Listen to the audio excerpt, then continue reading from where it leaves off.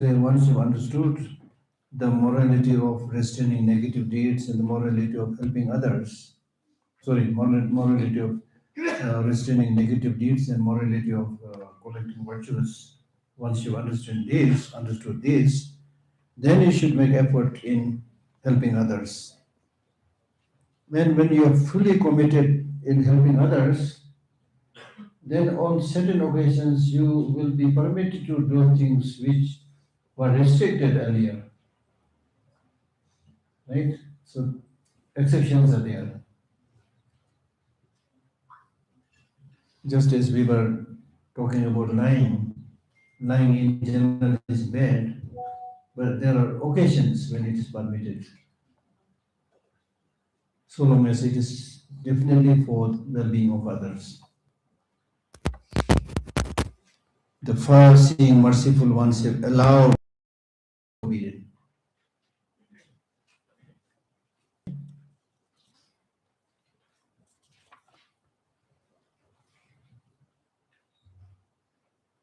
Then next topic is how to attract people through material gifts and through Dharma teaching. In terms of giving, there are three types of giving. First is giving material things. Second is giving Dharma teaching. Third is giving fearlessness. So this is what he's saying. How to gather or attract others through giving teaching. I should divide my food amongst those who have fallen to lower realms.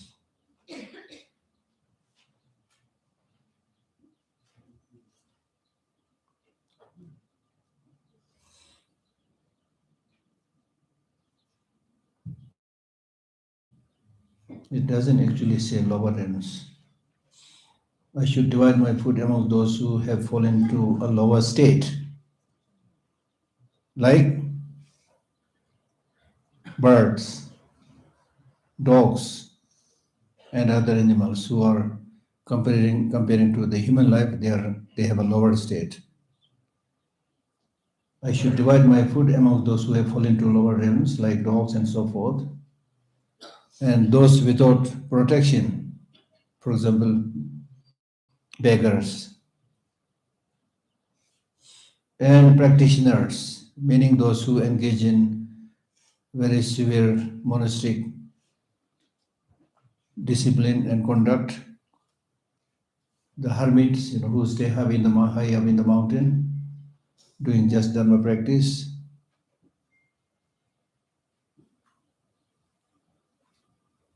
Right? And then whenever you take food or take some drink, you should first make offering. Right?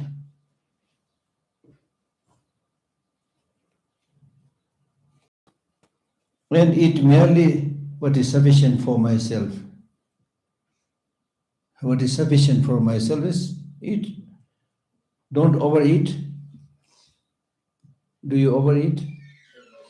If it is delicious momo, you overeat. So they said, no, don't overeat. Don't eat too much, eat too less. If you eat too much, you will have breathing difficulty. आज मैंने इतना मोमो खाया, फिर अभी सांस भी नहीं चल रहा है. बोलते हैं ना हम लोग, ऐसा नहीं खाना चाहिए. If you divide your stomach into 4 parts, 2 parts food, 1 part water, then 1 part space for breathing,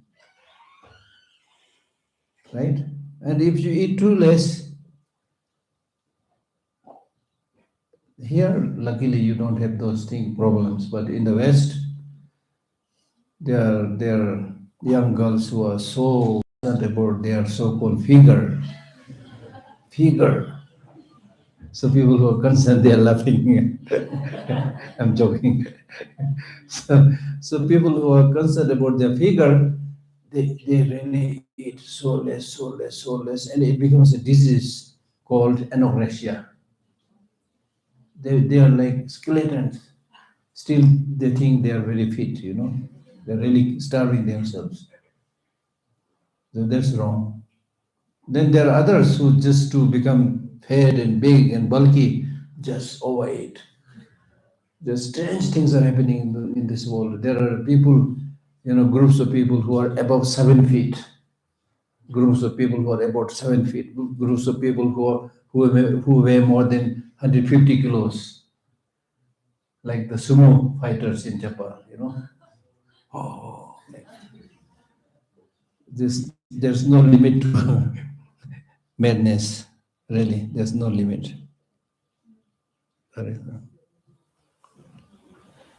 Right?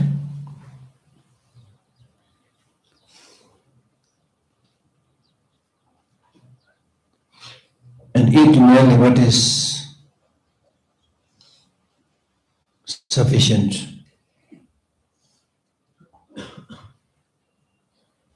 for myself. Monastics. In the case of monastics, you should give everything, but not the 3 robes. Chogu, Namjar, Lusokwa, 3 robes. Right? This body which is being used for the Dharma should not be harmed for only slight benefit.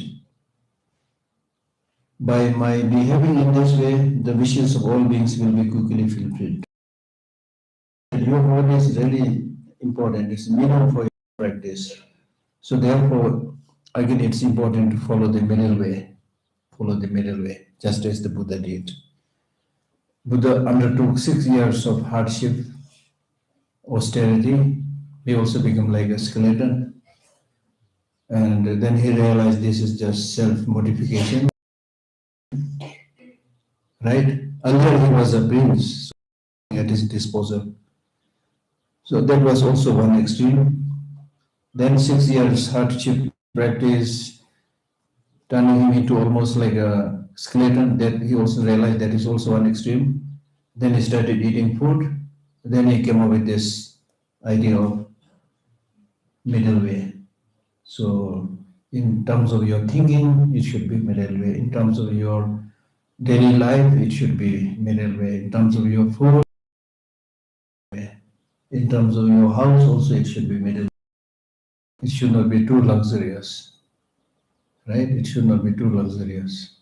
Now, these days in many countries, people are crazy. Those people who have money. Once I visited Miami, friend arranged my stay with some other monks in a very nice mansion in an island, and I was told that the owner of that person probably stay in that house maybe 1 week in a year. Other houses like that. क्या फायदा? There is no limit, right? And also, you should not starve yourself unnecessarily. So don't harm your body for insignificant purposes. So if you live this kind of way of life, then you can really be able to help all of the beings.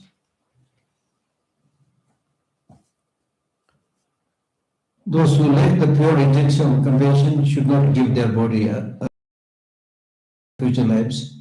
They should give it to the cause of fulfillment purpose. So sometimes in some spiritual practices, in the name of spiritual practice, they harm their body. For example, they jump from a higher place on a trident and then kill themselves. Then they say, you go to nirvana, enlightenment, whatever they call it. So there are many, many unhealthy moral practices which should be discouraged. Which should be discouraged.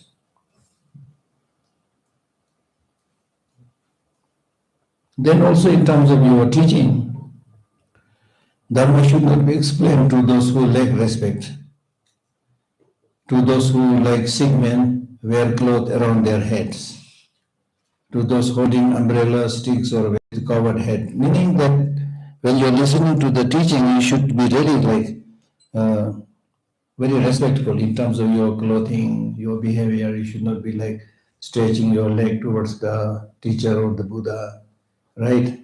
Or having your head. So this is exceptions are always there, but otherwise you should not unnecessarily uh, do those things which is disrespectful.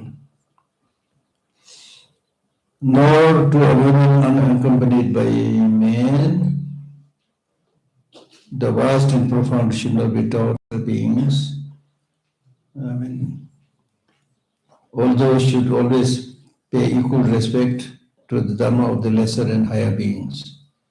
So that means even in terms of giving teaching, especially in the case of not only monk of course, but also layperson, lay teacher, it is not advisable to teaching just to one woman in a single room. Danger announcement. Right? So all these things are there. That's what you see.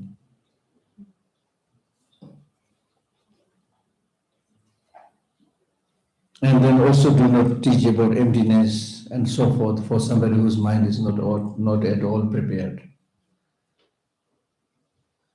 Give teaching according to their need. I don't know what is your need. There are so many people.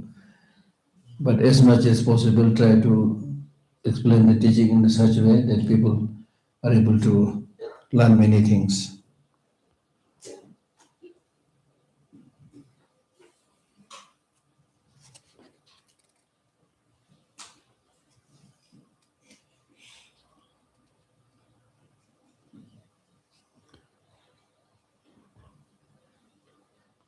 The vast and profound should not be taught to lesser beings means the Mahayana teachings should not be given to somebody with inferior mind like the Savakas and Patika Buddhas who don't have any interest in emptiness or bodhicitta. So don't talk about emptiness and bodhicitta to people who have no interest. And similarly, you should not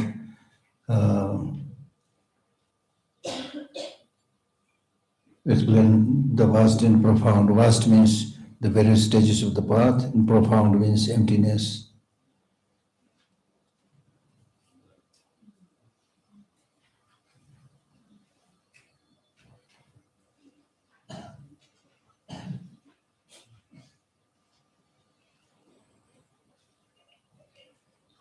I should not communicate the Dharma for a lesser being to one who is a vessel for the vast Dharma. I must not forsake the Bodhisattva way of life, nor mislead others by means of sutras or mantras. Meaning that you should give teaching according to the mental capacity and disposition of the students or the listeners, right? And should not give such teachings which is difficult to understand, which will which will put off other people, right?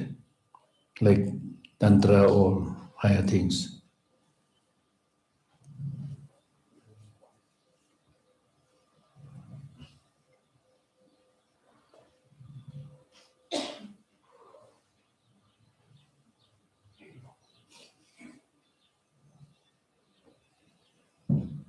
When I spit or throw away the stick for cleaning my teeth, I should cover it up with earth.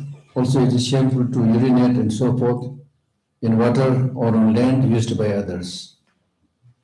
Again, whether you are spitting or throwing the toothbrush or something, it should not be thrown in public places. Or you should cover it nicely and don't urinate in public places. Sometimes we do find many people urinating by the roadside, which is very bad. And especially on green grasses where people see it, or waters which people use. discouraged. Then when you eat food, how should you eat your food? So from this verse onwards is talking about not to do those things which will create disbelief, which will make other people lose their faith. This is a very important comment. Whatever you are doing, make sure that this will not contribute to the unhappiness of mind of other people, which will contribute towards people losing the faith. Should not do this. So, for example, in terms of eating, when you eat the food,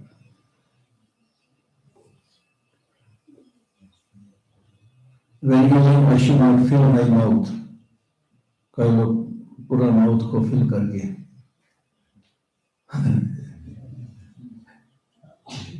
eat noisily कैसे कहते हैं? And with my mouth wide open. I should not sit with my legs outstretched, nor rub my hands together. This sounds still a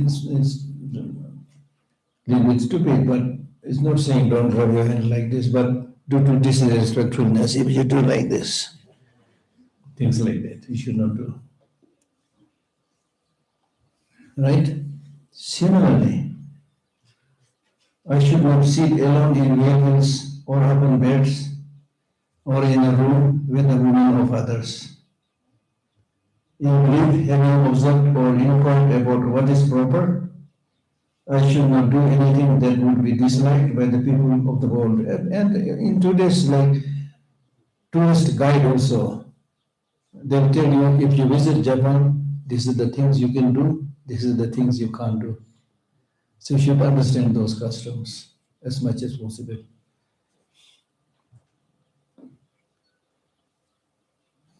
I should not give directions with one finger, but instead indicate the way respectfully with my right arm, with all my fingers fully outstretched. If you want to show the direction to somebody, you should not say, idhar jao, idhar, udhar, udhar.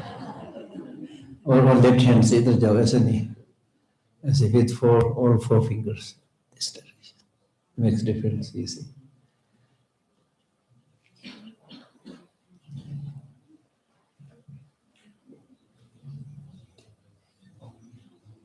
Nor should I wildly wave my arms about, but should make my point with slight gestures and snap of fingers. Otherwise, I shall lose control. That means when you are taking down some pots or some other articles, then you should not do it with your hand moving violently, but move it gently.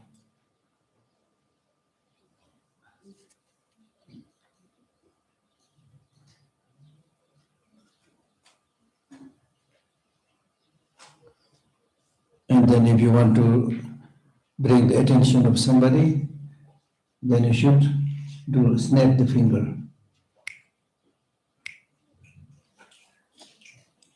Snap the finger.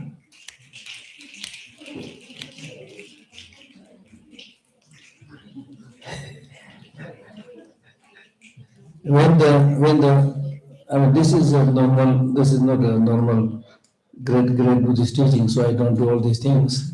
This is a lecture series. But otherwise, the great teachers, when they come for teaching, they do 3 prostrations, right? Why do they do 3 prostrations? They do these 3 prostrations to cultivate humility. Because as soon as you sit on the religious throne, you might get puffed up. So to reduce arrogance. Then having sat on the throne, the first thing the teacher does is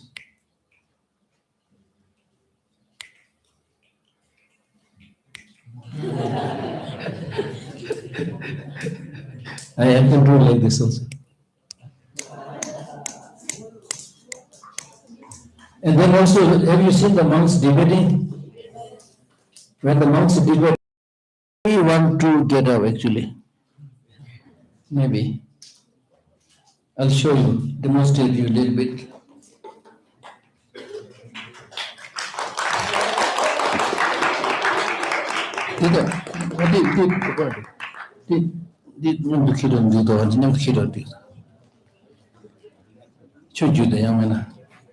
So when the monks debate, they do like this. So let us say you all are there to answer my questions. So I am the questioner, right? So what I do is I come gently like this with my robes properly. Oh, dear, the tina or the tina. Tina, you have a rosary? Yeah. So I come gently like this. Then I'll say, Chidar Choji. Then I do like this, you see, like this. Like this. Chidar Choji. This round rosary symbolizes cycle of existence, samsara. So when you pull it like this hand goes down, saying that I will put an end to the samsara, I will block the door of samsara and liberate all sentient beings to nirvana, pulling nirvana. Right? That's the meaning. Then when you clap your hand, Dichita means, Dichita means suchness, emptiness is the topic. Emptiness is the topic. Did you hear is the sound produced by two hands or one hand? Right, interdependent origination. Things come into being by two or many things coming together, not just by one hand. Second, how long did the sound last? Very short. This is teaching about impermanence. Like this sound, we are also not here to stay for very, very long. Right? So there's the process. And then gradually you will try this. Now you are becoming a little bit aggressive, you want to fight. Huh? So you do like this, now you are ready to go into the battlefield of debating. Then what is impermanence? Tell me.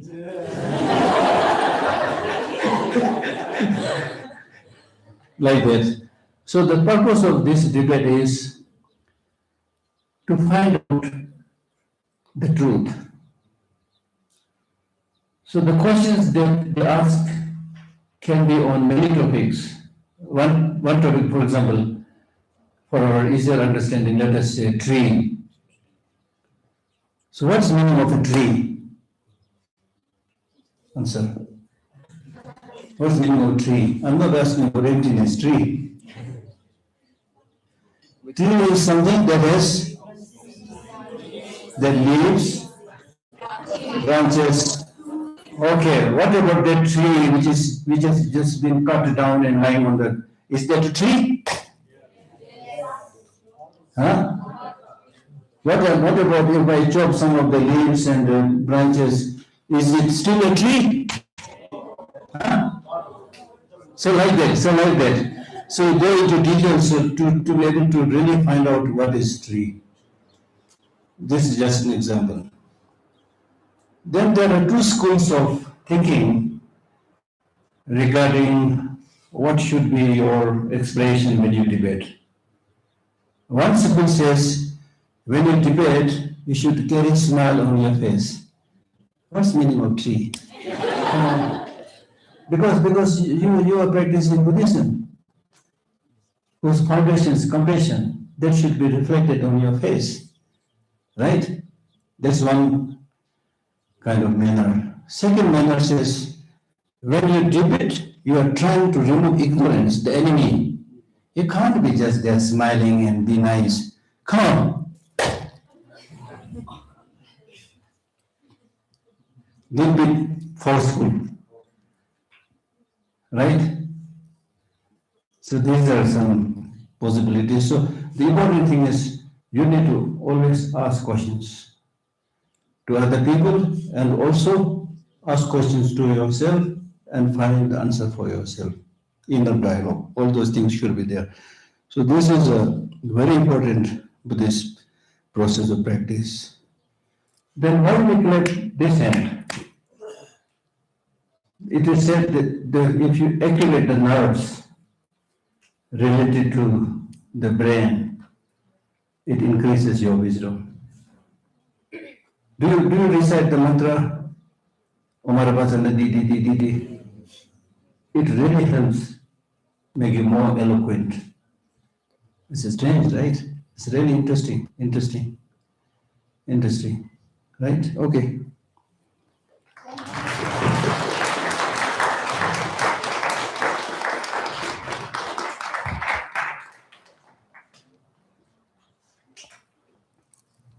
Oh, they call it.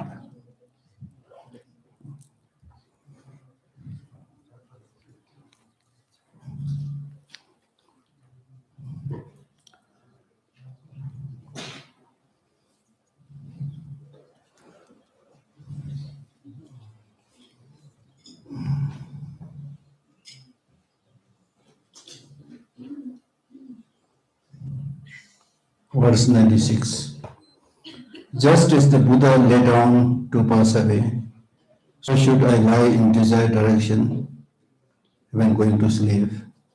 And first of all, with alertness, make the firm decision to quickly rise again. So when you sleep also it is preferred to sleep on the right side, not on the left side where you have your heart. And I may be wrong, but my experience is when I sleep on the left side, I get nightmares, strange dreams. And also sleeping on the back is very comfortable for me, but that's also not encouraged. And then sleeping with face down is suffocating yourself, right?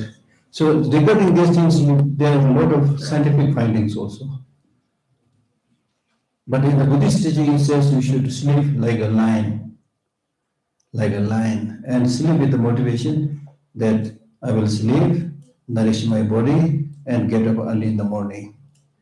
Don't sleep by thinking, आज तो मैं खूब सोऊंगा, देखो कल 10 बजे तक मैं सो जाऊंगा, ऐसा नहीं बोलना चाहिए. And if you're tired, then there is a different thing.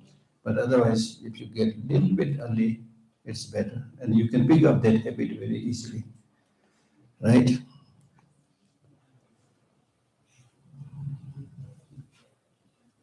Although I am unable to practice all, meaning that it's not possible for me to practice all the Bodhisattva way of life, the limitless varieties of Bodhisattva conduct, I should certainly practice as that is what I have been saying. Practice as much as possible has been mentioned here of this conduct that trains the mind.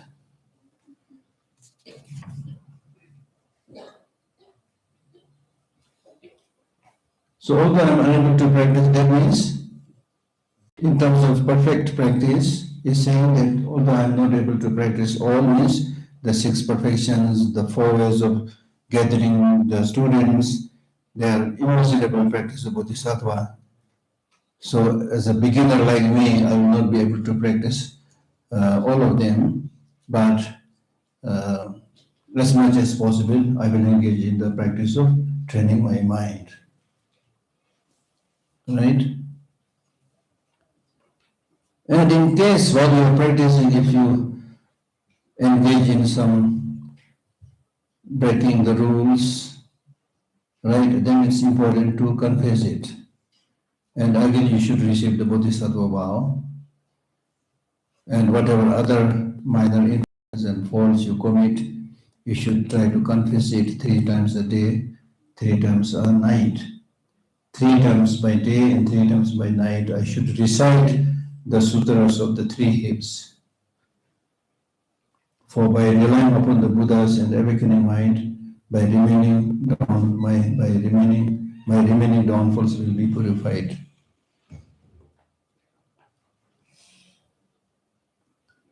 whatever I am doing in any situation, whether for myself or for the benefit of others, I should strive to put into practice whatever has been taught or for that situation.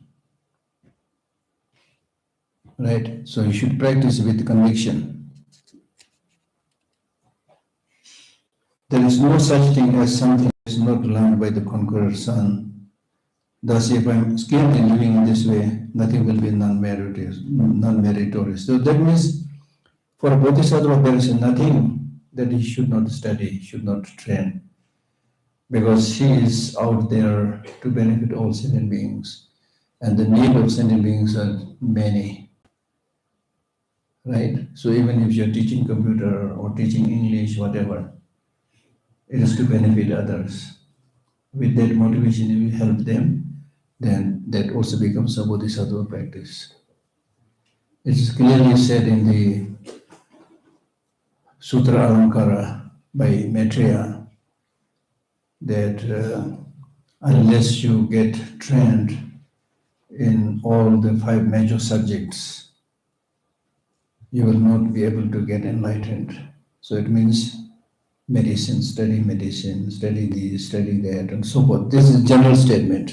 But then there are occasions when you specialize, then of course you are, for example, if you're meditating in a cave, you're not supposed to study astrology, medicine, things like that.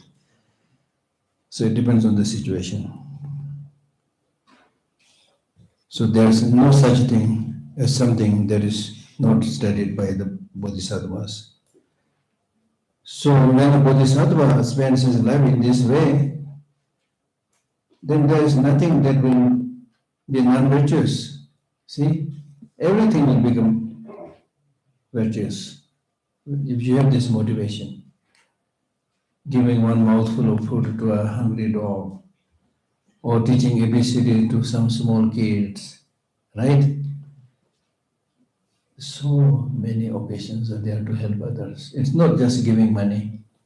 So many ways of helping others. There are so many people who are in many ways much less fortunate than yourself. So take advantage of that and share your knowledge, share your expertise, share your experience to help them, to benefit them.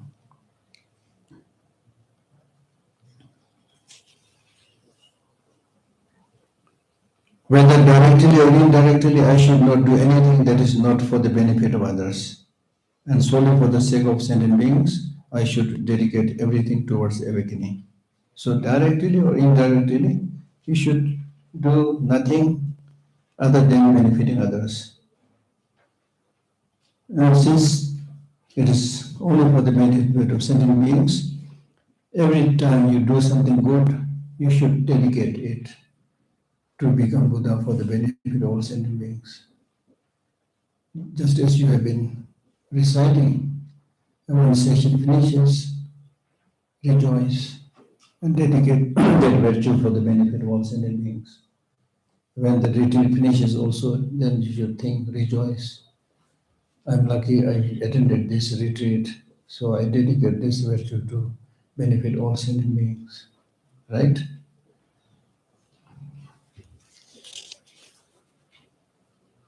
Never, even at the cost of my life, should I forsake a spiritual friend who is wise in the meaning of the great vehicle and who is great bodhisattva practitioner. So it is hard to find, but in case if you found a spiritual teacher who is really landed in the Mahayana teachings and who always conducts the discipline of bodhisattva, never give up such a spiritual teacher. Stay in touch with such a spiritual teacher. If you don't know how to do it, then read the biography of Sri Sambhava. I should practice entrusting myself to my spiritual master in the manner taught in the biography of Sri Sambhava. This and other advice spoken by the Buddha, I can understand through reading the sutras. Because unless you have some kind of faith, it's not possible to develop any virtuous qualities. Teba mebe minamla karvachanan minjungde someone may say, well, meaning that the person who is devoid of faith, religious practices are impossible. Just like green sprouts will never arise, green plants will never arise from a burnt seed. If the seed is burnt, then don't expect green shoots. Right? When you develop this faith, then the mental impurities are removed. Your mind becomes clear. Your mind becomes receptive for teachings. Right? Therefore, all your practices must be preceded by cultivation of faith, just like the mother to her children. Right? But there are two types of faith. Faith of people who are intelligent and faith of those people who are not so intelligent. Faith of people who are not so intelligent, they develop faith or devotion more or less out of blind faith, which is not very reliable. Sometimes it can be very dangerous. You might get devoted to some wrong teaching, wrong teacher, which will lead to the ruination of your life. So, as a follower of the teaching of the Mahayana, we should develop the faith of the intelligent people. Faith of the intelligent people means intelligent people, they will first listen, then they scrutinize, analyze whether this teaching sounds correct, not correct, because you also have this smart brain, analyze it. Right? So through scrutiny, analysis, if you develop the faith, then you can never be cheated. Right? Right? Therefore, it's really important to use your brain. And faith in general, there are three types of faith. First is called Dharma, clear faith. Dharma. Clear faith means faith similar like the wish to get water by somebody who is very thirsty.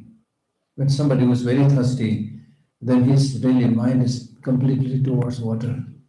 Mind is very clear towards clear faith. Then second is called, I'm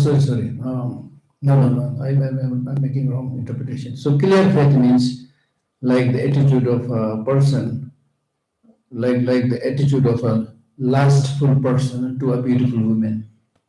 Clear faith. Day and night he thinks about that woman. So your mind is very clear about that object. That's clear faith. Dhamma. The second is called trusting faith, just like the trust of a baby to his or her mother. The mother may be educated, not educated, but the child has complete faith, thinking that my mother can do everything for me.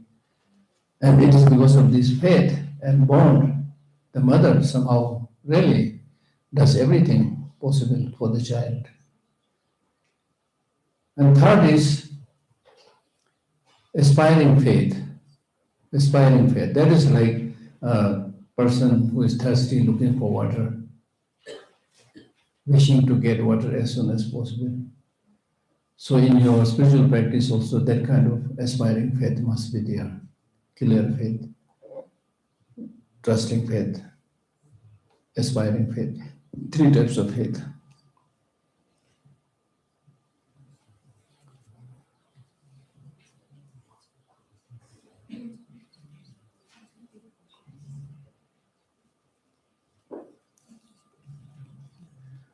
I should read the sutras. Do you read sutras? You should read sutras. The direct teaching of the Buddha. I should read sutras because it is from them that the practices appear. To begin with, I should look at the Sutra of Akash Dharma.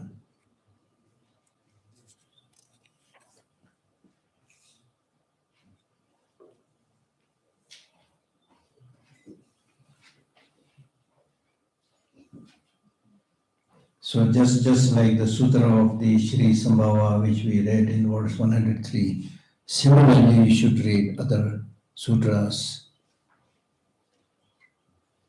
and based on that you should know how to relate to a spiritual teacher and understand the precepts of a bodhisattva. And particularly by reading sutras, you will be able to understand the various practices of a bodhisattva. Therefore, you should read the sutras. Particularly, you should read the Bodhisattva Akashgarbha Sutra, because there it explains about the 18 root infractions of Bodhisattva and how to, if you commit that infraction, how to set it right. So, because you are now planning to practice bodhicitta, therefore first you should read that sutra. Right? And in short, in addition, I should definitely read the compendium of practices again and again. The compendium of practice is a text again composed by Shantideva, where he speaks about how to guard your body, how to guard, then give, then enhance, and then develop in terms of your body. 4 practices in terms of your body, 4 practices in terms of your wealth, your enjoyment, how to protect them, how to give them, how to increase them, how to enhance them. And then similarly, virtues, good things that you have done, how to guard them, protect them, how to give them, share them, how to multiply them, develop them. It's very interestingly explained in this Shiksha Samuchaya. In Hindi it is called Shiksha Samuchaya, Compendium of Precepts by Shantideva. Because what is to be constantly practiced is very well and extensively shown there. Also, I should sometimes look at the condensed compendium of all sutras.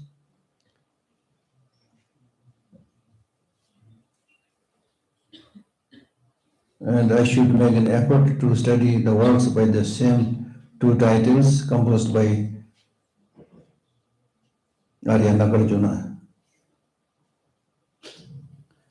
I should do whatever is not forbidden in those works, and when I see a practice there, I should impeccably put it into action in order to guard the minds of all living beings. So whatever is not objective, you should practice it. And the most important thing is you should really consider about the needs of others. दूसरों के बारे में सोचो हमेशा. And to make sure that you are on the right track, you should always repeatedly investigate the state of your body, state of your mind. The divine practice of guarding alertness in brief is only this: what? To examine again and again the condition of my body and my mind. मेरा शरीर क्या कर रहा है? मेरे मुंह से क्या बोल रहा है? मेरे मन में क्या सोच रहा है? इसी को देखना, और कुछ नहीं करना तुमने. To summarize, right? Make sure that your body, speech and mind don't go to the wrong direction. And therefore, the final verse of this chapter is, in short, you should practically implement these teachings. Just talking about it's of no use. Therefore, I shall put this way of life into actual practice, for what can be achieved by merely talking about it. Will a sick man be benefited merely by reading the medical text, not eating the medicine? No. ठीक है ना? मैंने पहले बोला था ना, बिना शोर मचाए चुपचाप अपने काम को पूरा करो. Chanju Sembe. From the Bodhisattva way of life, this is chapter 5, guarding alertness. Takawales. Tatu dua. Kamu hijus dua. Dua. Chapter 6, very interesting chapter. Chapter 4, 5, 6, you should read them later on, and also 7. These are very, very good chapters. Practice of giving, patience. Because anger and hatred are the things that come repeated in our mind, and if they come, all our virtuous practices will be destroyed. So therefore, the first thing that he is asking us is to give up anger. Can you give up anger? Huh? Somebody quickly said no. Somebody, that was very sweet. No. Can you give up anger? Huh? Possible, slowly. But you can reduce anger. You can reduce anger. Whatever wholesome deeds, such as venerating the Buddha and practice of generosity that have been amassed over 1,000 years, will be destroyed in one moment of anger.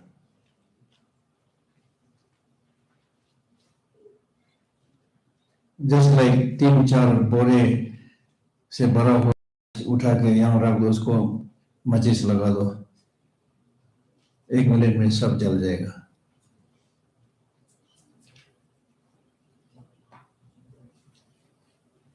Why anger is bad? Anger is bad because Buddha's teaching, especially the Mahayana teaching, is rooted in compassion. And anger is against compassion.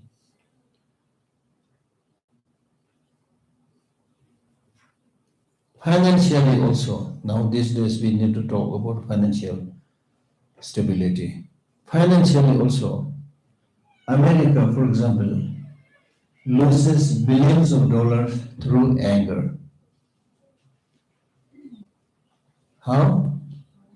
Because of anger, there is shooting in the classroom, killing each other, shooting in the street. Because of anger, there is road race and accident. Right?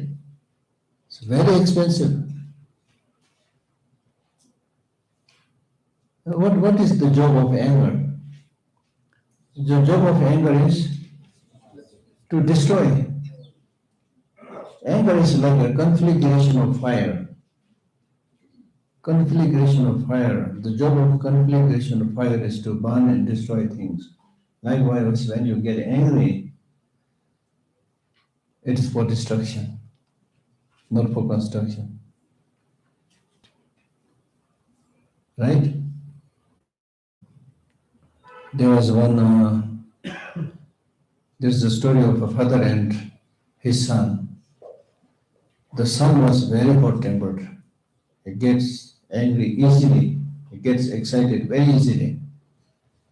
Then the father always said, no, don't get angry. It's very harmful for you. Then the son tried to listen to his father and tried to reduce it. So it became less and less. And then the father said, every time you get angry, you put one nail in a fence. It's a very strong wooden fence, very strong one. Put a nail there. Every time you get angry, put a nail. And every day when you are without anger, pull one nail out. So he did this, and after a while, for many days, he did not get angry. He was able to take all the nails out. Then he said, Father, I succeeded. No anger. The father said, yes, that's wonderful, but look at the holes. Look at the hole that has been created when you got angry, you see. See, already when you hurt others, you made holes in the heart of other people. It's very difficult to patch up. And then, of course, as I mentioned earlier, on a similar note, when you get angry, you become ugly. So, in a challenging note, I'm telling you, if you really want to get ugly, get angry. Get angry, बाल भी मत बनाओ और इधर कुछ लगाओ नहीं डरावने वाला है ना you should create yourself like a witch or a man को क्या बोलते हैं ghost or something हाँ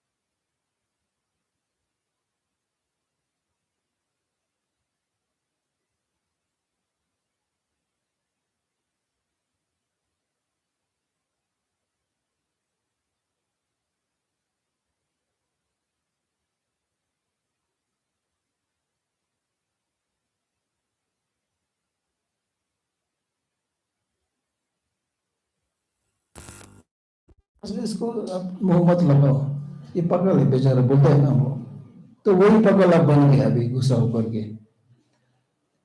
तो पागल means, mad means somebody whose mind is not functioning. And when you get angry, your mind stops functioning. Right? You are not sure what you are saying. क्या भाग रहा है पता नहीं आपको. Right? And a clear indication of that is when your anger cools down, you feel ashamed.